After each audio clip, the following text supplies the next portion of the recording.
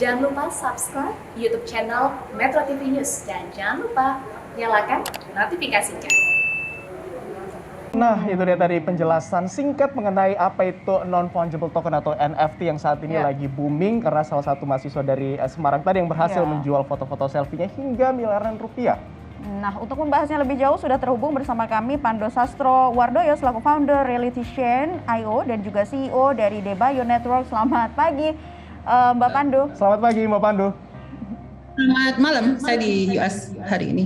Oke, selamat malam waktu US. Selamat malam waktu US. Baik, salam sehat selalu Mbak Pandu. Baik, di informasi tadi sudah dijelaskan secara singkat mengenai apa itu NFT gitu. Mungkin bisa dijelaskan kembali untuk pemirsa Selamat Pagi Indonesia dan dari mana sebenarnya awal? Kalau boleh sih saya ralat sedikit ya. Jadi yang pertama itu bukan CryptoKitties. Sebenarnya kalau misalnya kita lihat yang pertama sekali NFT itu pertama kali dikenal. Memang standar Ethereum NFT yang pertama itu CryptoPunk sama CryptoKitties. Tapi kalau misalnya kita NFT yang pertama secara historis itu dulu zaman Namecoin tahun 2014. Itu udah ada yang membuat aku lupa nama NFT-nya.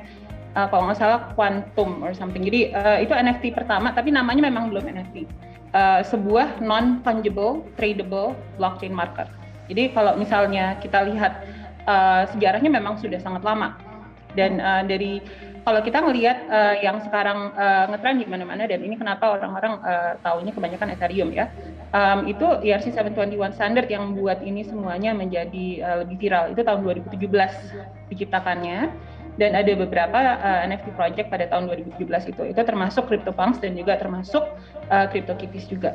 Oke, nah selanjutnya memang perkembangannya itu sekarang lagi viral ya, tapi sebenarnya ini sudah sangat lama. NFT itu udah dipergunakan untuk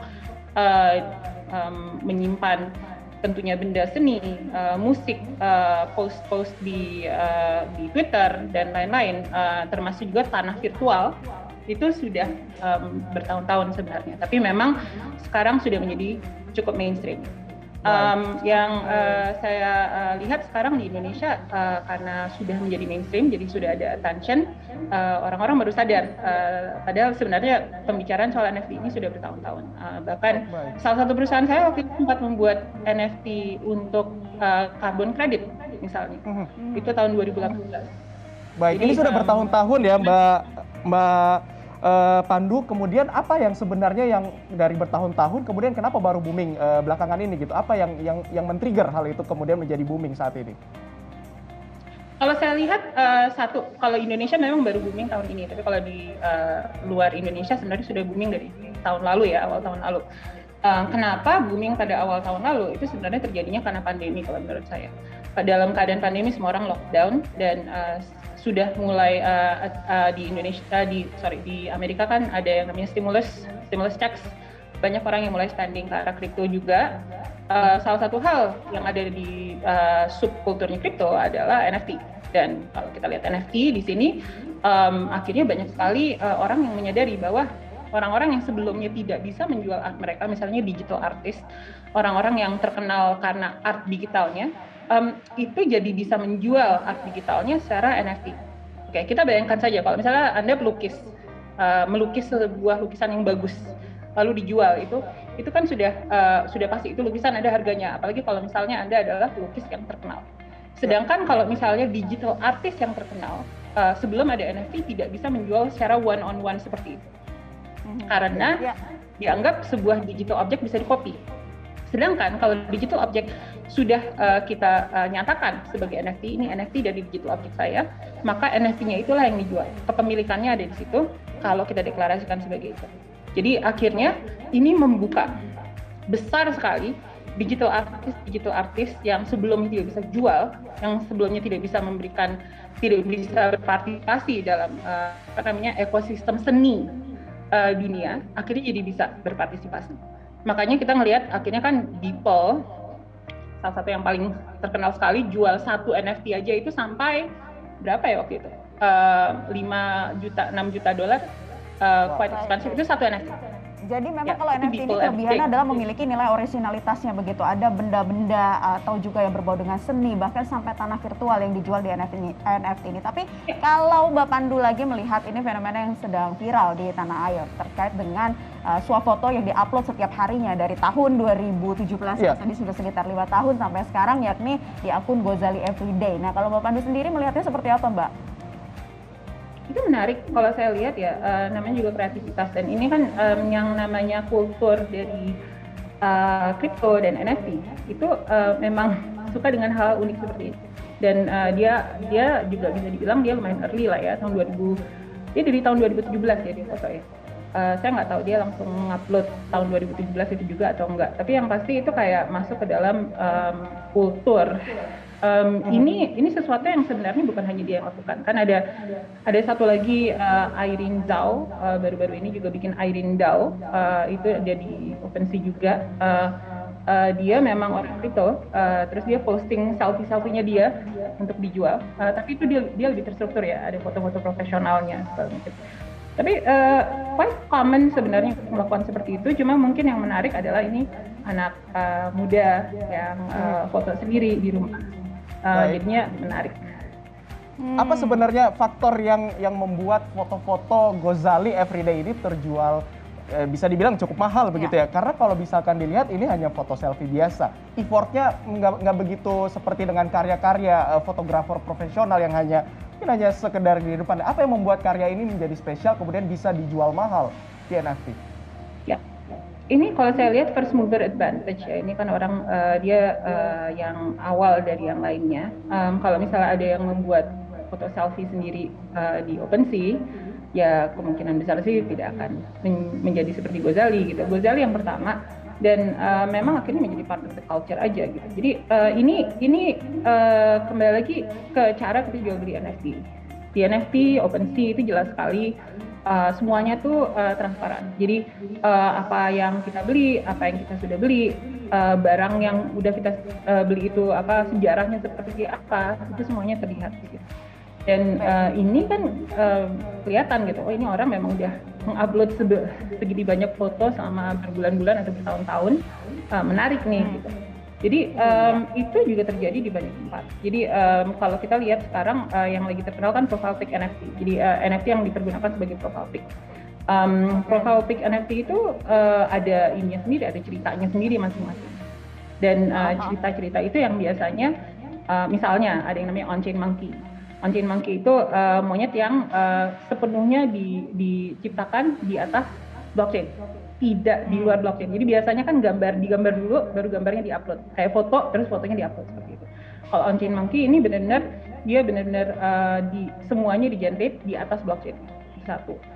Bored Apes sama CryptoPunks itu terkenal karena memang dianggap OG, dianggap yang original lah, dianggap yang awal-awal.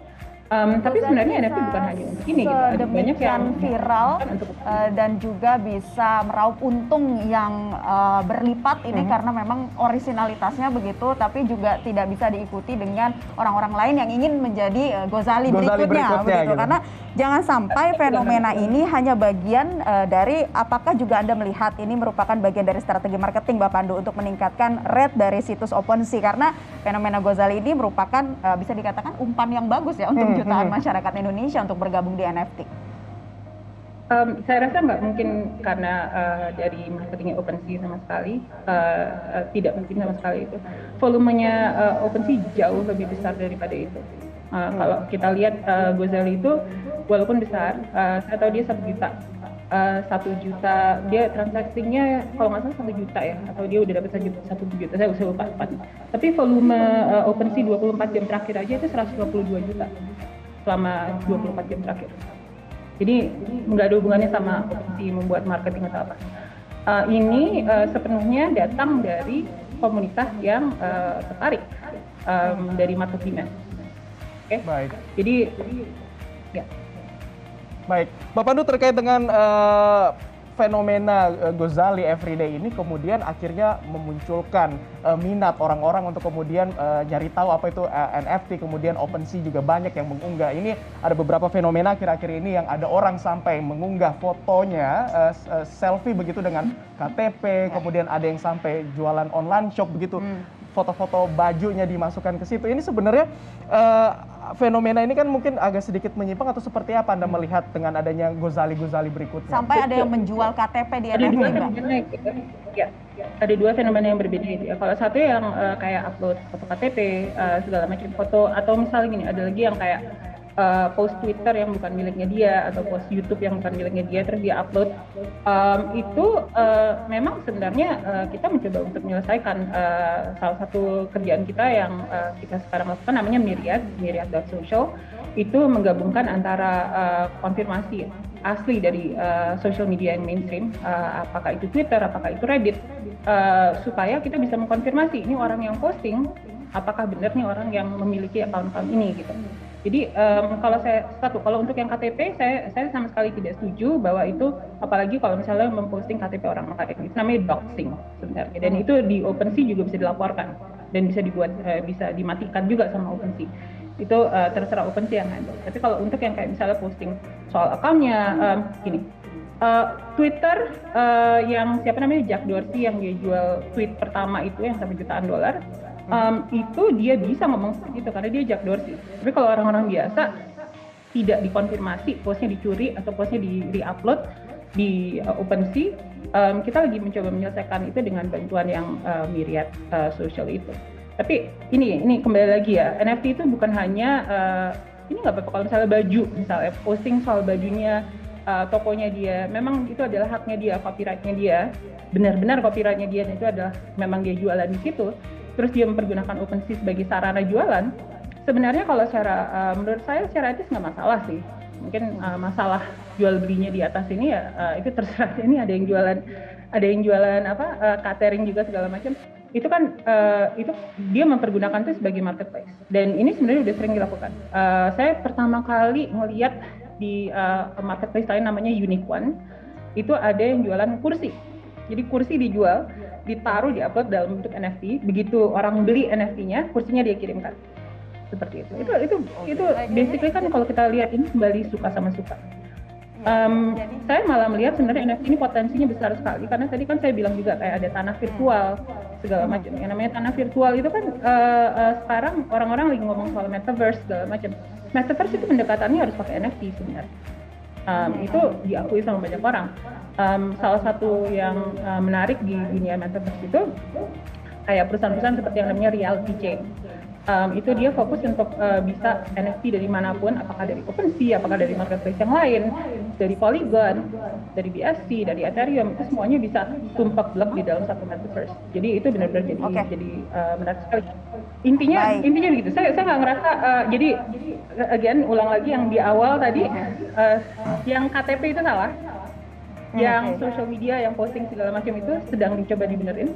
Yang ini sebenarnya ya it's the marketplace. Kalau suka sama suka kenapa enggak? Ya, jadi perlu diluruskan ya, jangan sampai salah kaprah terkait dengan pemahaman NFT tadi kalau Mbak Pandu jelaskan bahwa ini sebetulnya seperti era baru koleksi digital di mana mereka bisa mendukung artis, atlet, hingga musisi kesayangan tanpa perantara pihak ketiga ya untuk menjual barang-barangnya dengan originalitas yang sudah dapat diuji. Terima kasih. Manfaatnya banyak banget ya. Betul. Terima kasih Mbak Pandu Sastrowardoyo selaku founder Realitychain.io dan juga CEO The Bio Network telah bergabung bersama kami di kesempatan kali ini, Mbak. Ya, salam sehat selalu. Terima kasih Mbak Pandu.